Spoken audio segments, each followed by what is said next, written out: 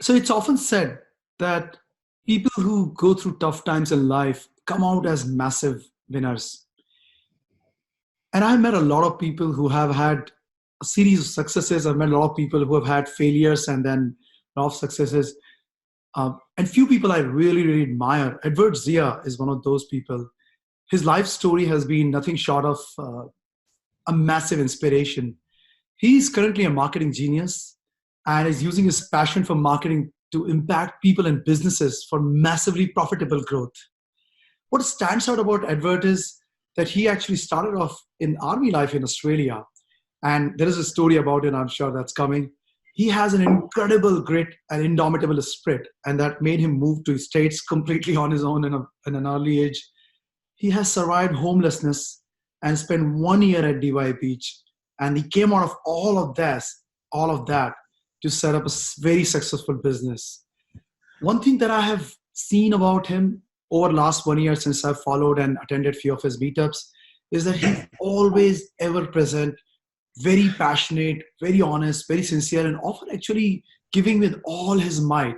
And he shares everything so well that people actually feel inspired in his presence. He organizes meetups every 2 weeks, and he's also the Australian point of contact for all the meetups in Australia. All in all, I'm really pleased to have you here at Word with us. And I'm sure this session is going to be really inspiring and helpful for our viewers. It's a pleasure, Kapil, and great to be here. And just to let everyone know, this is Monday morning and this is my first coffee of the day. So excuse me if I'm a bit slow. It's busy soaking into me. So, Edward, I think, look, while I have spoken a bit about you, I'm sure there are other things in your life which, in a very introductory sense, will make a big difference to people as to let them know who you are and what you do. Exactly. So I suppose the simple answer is I've been around for a long time. I love helping entrepreneurs get better at sales and marketing. And it's funny, actually, I was actually thinking about this on the way up here. One thing that I love doing is I love talking to incredible people like you. And my whole thing is giving people as much practical inspiration as possible. To me, it's very important because if you're just saying stuff, it doesn't matter. You got to give ideas that mean stuff. What do you think, Kapil?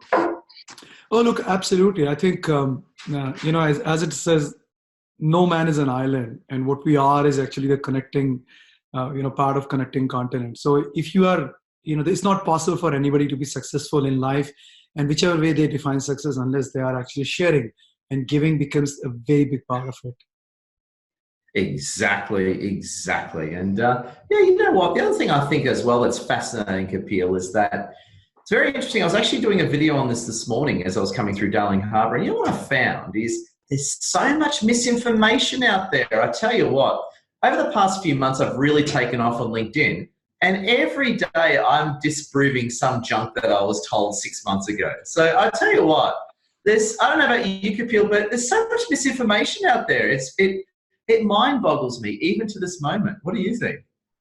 Yeah, look, completely. When I think about it, I spent 22 years in corporate life, and you kind of tend to live in a certain way, and you think this is the way to live. You kind of go and say, oh, I have to behave in a certain way. There's so much focus on behavior than on thought process. So absolutely, yeah, I agree.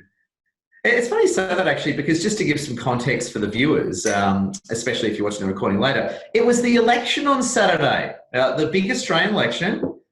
We won. We absolutely won, which was awesome. Go Liberal, right? Even though I'm wearing a red shirt, which is the opposition. But we're actually the blue guys. Forget my shirt for the moment. But what was fascinating about it is I got attacked so much over the weekend. I've been unfriended on Facebook. I was yelled at in the streets. Can I ask, you're Indian. Are you Indian? If you don't mind, you're Indian, right? I am, yeah. Yeah, because I live in Parramatta, and in Parramatta, all the Liberals are Indians, and they tell me, my God, Ed, politics is so nice in Australia. In India, we actually try and kill each other. Yeah, not quite, but yeah, it could get there, And if the politics continues like this in Australia, sometimes I worry that it's probably will get here like that as well. The point I'm making, though, is the thing that I found interesting was that as I got abused all weekend, and I'm still getting abused over Facebook, I had to block a few people on Facebook this morning, actually.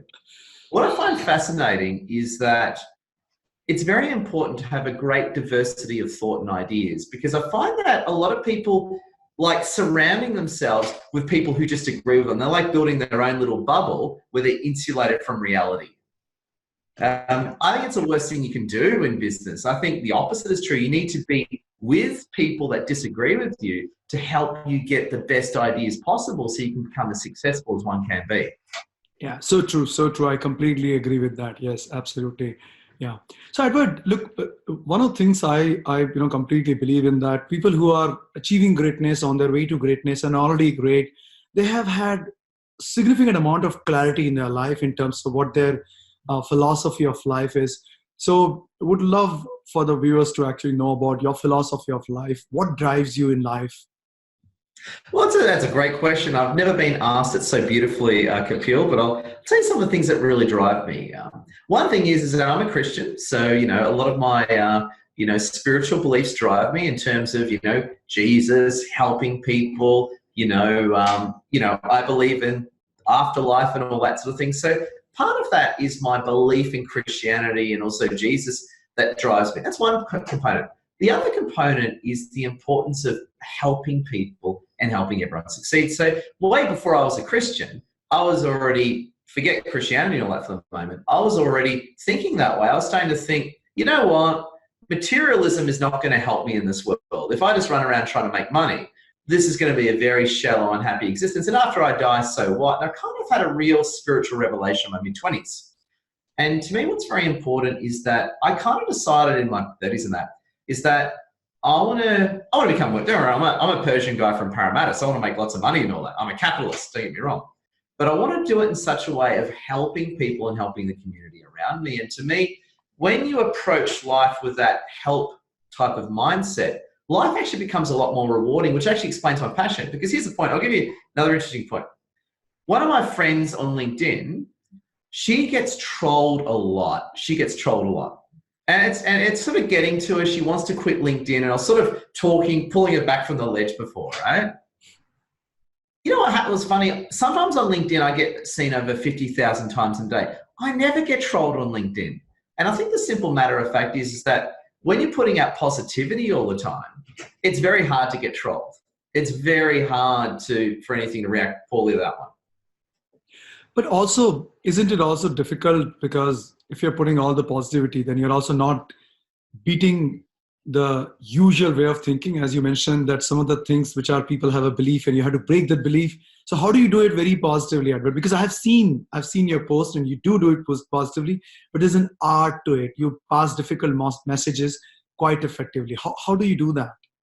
Yes, what do you do? So when I deal with a negative, to me, you deal with it from a positive viewpoint, right? So the worst thing you can do is do a video on LinkedIn or whatever platform. I'm a LinkedIn guy, but Facebook, Insta, whatever you're into, right? Whatever platform.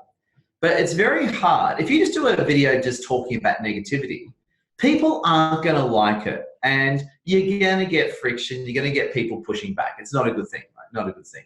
However, Kapil, what's interesting is that when you deal with a negative idea with a solution viewpoint, it's very easy to do it. So a common way that I do it is I talk about what I've been through and how I've resolved it. So minor point, but just to illustrate, for example, I've lost about 25 kilos over the past couple of years, right? It's been great. So I don't sit there and say, you're fat and you need to lose weight, fatty, fatty, fatty. I don't say that, right? That's really mean. I don't mean that. I'll say, hey, look, I used to be quite overweight. This is what I did to lose the weight. And here are some of my experiences. And I find when you share from experience first, it's very persuasive, but it's also very positive. And also you are dealing with negative issues. And no one can turn around and accuse you of making stuff up. It's sort of like, because I'm talking from my experience, I'm telling the truth. And B, I can back it up when people ask questions or counterpoint me. Oh, so true. So that is so true, and I think that's the secret sauce, really. So just want to move on to your meetups. I know when you started off, there were 3 people, if I remember. Now I was in one of your meetups, and you shared that story. There are 3 people who started off, and that has grown to over 100 people now, and there are so many people attending it now. I don't know count. Yeah, the count has been 200 or not right now, but so what has that journey been like, and how have you continued to engage people, so what has led to that kind of a growth? Well, it's funny actually because when I started, I'm trying to get the years right. Hang on. This year, last year, I've been on Meetup properly for probably about 2 and a bit years. I'll go back a bit. I've been on, just to give some context to the viewers, Meetup is a big online community platform which is owned by WeWork. Okay, so Meetup's full of all groups just for the sake of the audience. So what happened was I played with the Meetup platform for a long time, but I only started getting good at it maybe about 2 and a bit years ago. So what I originally came up with was I came up with this concept where it's just going to be a few of us, maybe 5 to 10 people. We're just going to catch up every fortnight and just sit in the corner of a cafe or a bar or whatever and just talk about stuff and just share marketing ideas. And my first one had three people.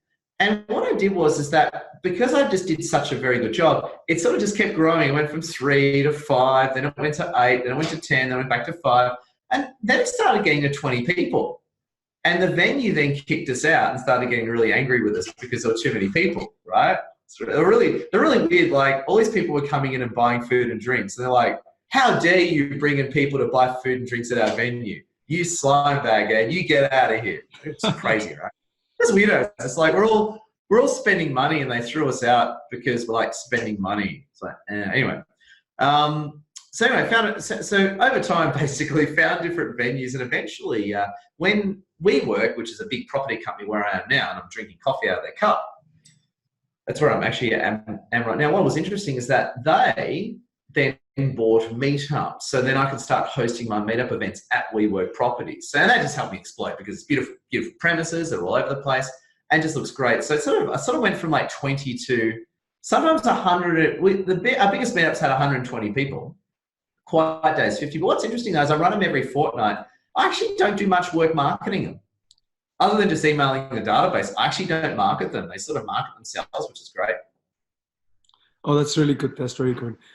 So I want to move a little bit to your past, surviving the homelessness, moving to states. Still, yours a bit about that. I'm sure there's some interesting, inspiring stories in there which people could actually relate to, and then get out of their own issues in their own heads to become a better version of themselves. Yes. Yeah, well, long story. I'll condense the story to make it more interesting. But basically, where it all started was, so I was in my 20s, finished the military, got injured, as I do. Went to corporate, did really well. What happened to me? My life just wasn't working out in my late 20s. I had a few problems with mental illness, PTSD from my military days, and I was just really unhappy. It's just my life was just not going in the direction that I wanted. And what happened was that I made a few bad decisions, entered a few bad relationships, ended up falling flat on my face during, about 10 years ago, it was a global financial crisis, and that affected a lot of people pretty badly, me included. And what happened was, I made a lot of mistakes, ended up having no money, and I ended up saying, my life isn't working, I need to start again. And I actually started a long journey. I was actually in Hobart at the time, right? Had a very successful job there before it all this happened. And then I eventually made the journey up to Sydney. And I was actually a vagabond living in my car. And it was quite funny. And I ended up moving to our DY Beach, actually. So just for the sake of this, DY Beach is this beautiful suburb, this sort of local beachy suburb in the northern beaches of Sydney. I said, if I want to be homeless, I want to be homeless in style. That was awesome, right? And so I became a bit of a homeless vagabond living in my car on DY Beach. And I was just thinking, I remember having, I think I had my 30th there. I had my 30th, as a vagabond. And it was just funny. I just thought, my life hasn't worked out. What am I going to do with my life? And I decided to say, no, I'm going to stay in Sydney. So I quite like Sydney. And yeah, it gave me some chance to think about life. And eventually I got a job, just a crappy job, pay bills. Then I eventually decided I want to be some kind of coach, and I like marketing. So I put myself out there as a marketing coach, and that really helped me over the years. A lot of hard work, mind you, but that just slowly built over the years. Awesome. So in this journey, are there some people that you believe, I'm sure there are a lot of people who you would have worked with and would have had mentors and coaches. So are there some people that you would like to acknowledge in this discussion? Oh yeah, a lot of my mentors and my family and friends. So firstly, my awesome wife Lassie, who's incredible. she's been very supportive over has also known her for a few years. Brad Burton, who's one of my mentors in the UK. Stefan Thomas, who's a legend. Matt Craig, who's an online expert. Simona, my finance mentor. I've got, and Pat the PT, who helped me lose the weight. So there's a queue. I've missed a lot, and a lot of them are going to be very angry at me when I hear this, but I just want to say that they're all awesome. But there are quite a few ones, because I suppose what it is that I've had quite a few different mentors at different times come into my life to help give me the knowledge that I need to thrive and be successful. Oh, that's really good. That's really good. Uh, so slightly moving on, talking a little bit more about your personal life.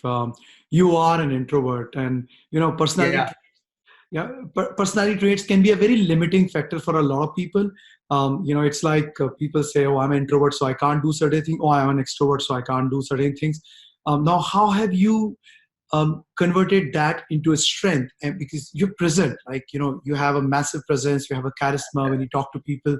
How have you converted that supposedly a weakness, which is not, but supposedly a weakness for a lot of people, into a strength? Yeah, I suppose it depends. There's a lot of discussion here. This is the whole introvert extrovert discussion. And to me, firstly, I'll come out from this point of view, Kapil, and for our awesome viewers, thank you for watching. Firstly, there's a huge misunderstanding as to what introversion and extroversion means, right? And again, I'm not a psychologist. I mean, I'm a trained coach and a certified in NLP and all that, but I'm not going to pretend to be a psychologist, which I'm not.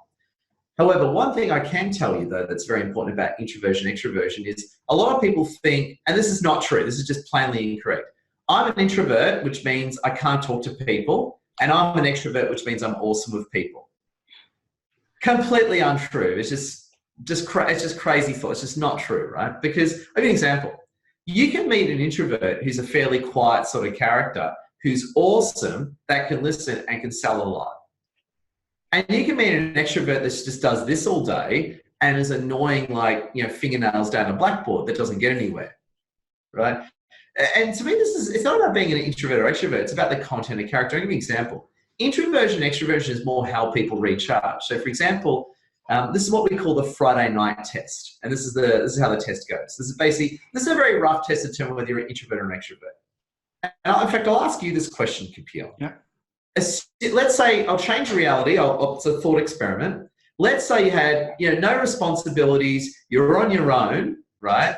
No responsibilities, no nothing, and you're on your own. What would you want to do on Friday night? Oh, I would love to be with my wife and my kids on Friday night. Spend time with them, cuddling and talking. Okay, your wife and kids aren't around. It's just you, a younger version of you. No wife, kids, no family. It's just you. What would you want to do on your Friday night? I would love to read a book. Okay. Yep. Okay, cool. Personally, I want to play video games. We're both introverts, because an extrovert wouldn't say that. An extrovert would say, I want to go catch up with my friends. I want to go out for a drink. Yeah, I get it. I want to go out dancing. So that's not it. You got to remember that basic test is basically Friday night, no responsibility. If you want to go out and see people, you're probably an extrovert. If you want to do your own thing, you're probably an extrovert. Again, not definitive, it's a rough test, but this is the point. I'm very good at dealing with people and I love people, but when it comes to me recharging, I like to be on my own. I don't like Friday night, I don't want to see other people, I want to be left alone. It's like, leave me alone, I need to recharge and rebuild myself. Yeah, correct. And I've always believed that it's what charges me up. That is what defines whether I'm introvert or extrovert. It is not a criteria for me to become somebody else and try to fit into some other definition of it. It's just that's how most people take it. Another point there as well, just adding to it, Kapil, is that you got to remember that the other myth is that extroverts can sell better. Well, it's not true. Introvert or extrovert, that's not relevant. And by the way, I'm not bashing extroverts. I think extroverts are awesome, right? But the thing is that extroverts can bring a lot of energy to situations, which is wonderful. Introverts can be some of the best listeners ever. And you would know this, and so would our viewers. To be good at selling, you have to be very good at listening and understanding. So true. Absolutely. Yeah. if you don't listen and understand the person you're talking to, they're not going to buy your stuff. It is not going to happen. Yeah. So, which brings us to the business that you have in terms of being a marketing mentor. Talk a bit about it. I want to make sure that the viewers actually know, and then also your contact details will get and put it at the bottom so people can contact you. Oh, thank you. Yeah. So, name's Edwards here. Feel free to add me on LinkedIn. I'm quite LinkedIn and Facebook. I'm quite big on LinkedIn. So anyone feel free to friend me on LinkedIn. Easiest way to go. I'm a marketing mentoring coach. I've got my online mentoring program. I run workshops. I do personal mentoring. Yeah, here to help lots of people. I also help run Meetup across Sydney and support WeWork across Australia. And on a few other notes, I'm also a Liberal Party strategist, and also do a lot of work in the community as well. So I have a few different roles in what I do. The simple way is people add me on LinkedIn and say hello. It would be a great way to connect. Awesome, Edward. So one of the last thing I wanted to also check out is that, can you tell a story which you have probably not shared before, something which will inspire people? A story which I've never shared before that will probably inspire people. Yes. Wow, that's a good one. That's a good one. It's something I've never shared before. So I'm pretty I promise I share everything. That's the problem. So that's something I haven't shared before. A story that actually inspired me was actually a Russell Crowe film. I'm a big Russell Crowe fan. I like Russell Crowe. Yeah, actually, every now and then, if I'm around the city late at night, if you're near Darlinghurst or Oxford Street, that's where Russell Crowe always goes for a walk. He's a tall guy, by the way. Okay. It was actually the film Cinderella Man that I watched with Russell Crowe, and I don't know if you've seen it, but I highly recommend it. If you haven't seen the film Cinderella Man with Russell Crowe, he actually plays a New Yorkan, and he does the accent really well. Anyway, what basically the premise of the film is, I can't remember the whole plot. Basically, ends up during the Depression, runs out of money, loses his children, so he can't afford to feed them, and he ends up becoming a boxer. And basically, if he wins boxing fights, he can get money to get his children back. So basically, when he fights in that film, he's fighting to get his children back, where the other characters in it are basically just fighting for money. And he ends up winning, of course, because it's Russell Crowe. But the thing that really touched me about that film, especially when I had children, was that you got to sort of know what you're fighting for. You got to know what you're really connected to, and you got to really know what you're trying to do. And the thing that really inspired me about that film, it got me thinking on a really deep level about my passions and what drives me. Now, I was single at the time before my wonderful wife and had children. And what's been fascinating is that, and I haven't actually told anyone this, which is good. As I had children, I keep thinking about that Russell Crowe film, Cinderella Man, in that, wow, if I fail, my children and family lose. So having the wife and children, it sort of stacks your motivation. It's made me feel more positive about my work and made me more get into it. I used to be motivated, but now I'm super motivated because I've got wife and children. So it's funny how that responsibility tends to stack, and it certainly made me more effective in that regard. That is inspiring. That is amazing. I love that story. And I actually have not seen the movie, but I am going to watch it for sure now. I'm a Russell Crowe fan. Russell Crowe. You got to see Russell Crowe. He puts on this New Yorker accent and he does it well. So you sort of watch it. Wow. I can't do it. I can't do a New Yorker, but he does this beautiful New Yorker working class accent. It's like, wow, that's Russell Crowe sounding like an American. Awesome. Well, this is fantastic. Edward, this has been really, really good, and I think the last story just really nails it very well for me. Thank you so much for coming on this. Really appreciate your time. I know it's a Monday morning, early morning, and you've got tons to do, but that's really good. Thank you. Drink most of my coffee. It's good. Awesome. Pleasure. Thank you so much. Love your work. Thank you, everyone, and you stay awesome and you so rock.